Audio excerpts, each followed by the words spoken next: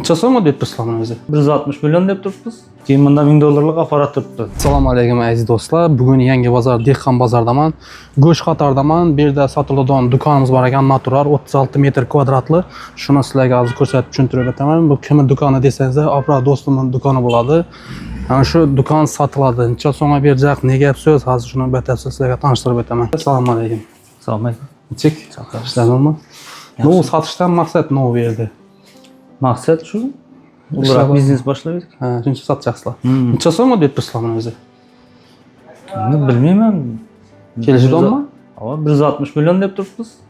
Ha, qaytadan. Ichkarida hamma оборудование, hamma narsasini tashlab ketamiz. Ha, bu yerda hech narsa kitilmaydi, ha? Yo'q.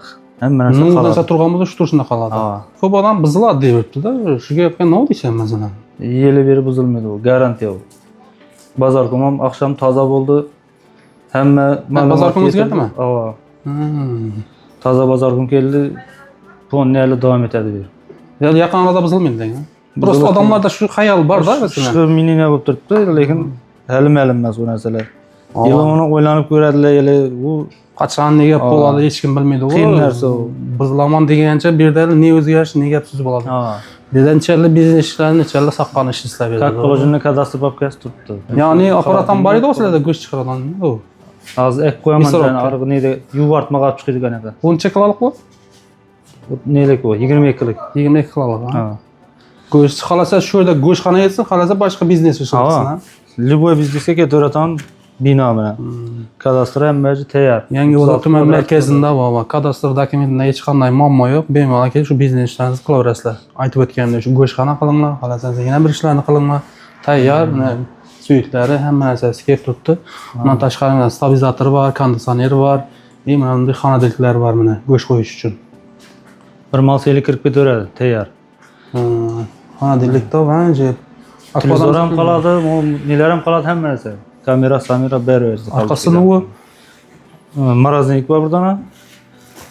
Keyin bunda 1000 dollarlik apparat turibdi. Ha, bu apparat 1000 dollarmi? Bu apparat ana shu. Turkiyaning mahsulotlari bu. Go'sht kesib berish uchun-da, ha. Ha. Bitar bahasi necha o'zimni? Bitarish 160 deb turibmiz, bilmayman, endi kelishamiz. Kelishdan bormi? Qaytib berish qaraflar. Ha, kelishamiz. Bo'ldi. Yana hurmatli obunachilar, kelaverasizlar. Buni manzilini sizlarga tushuntirib o'taman.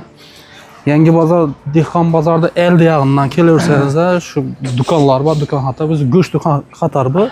Shu yerda ko'pirdan tushib kelaversangiz, bozor ko'pirini bilasizlar, dadamning saloni bor. Shu yerdan kelsangiz, chap qo'lda bo'ladi bu. O'zim yerda rasm ham turibdi, mana go'sht do'kon, bir qassob deb rasmlari bilan. Mana kelaverasizlar, kimga qiziq bo'lsa, agar kim biznes ishini qilaman desa, kelib olib foydalanaverasizlar. Pastda telefon nomeri bo'ladi. Yaqin do'stlaringizga tashlab qo'yinglar. Sog' bo'lasizlar.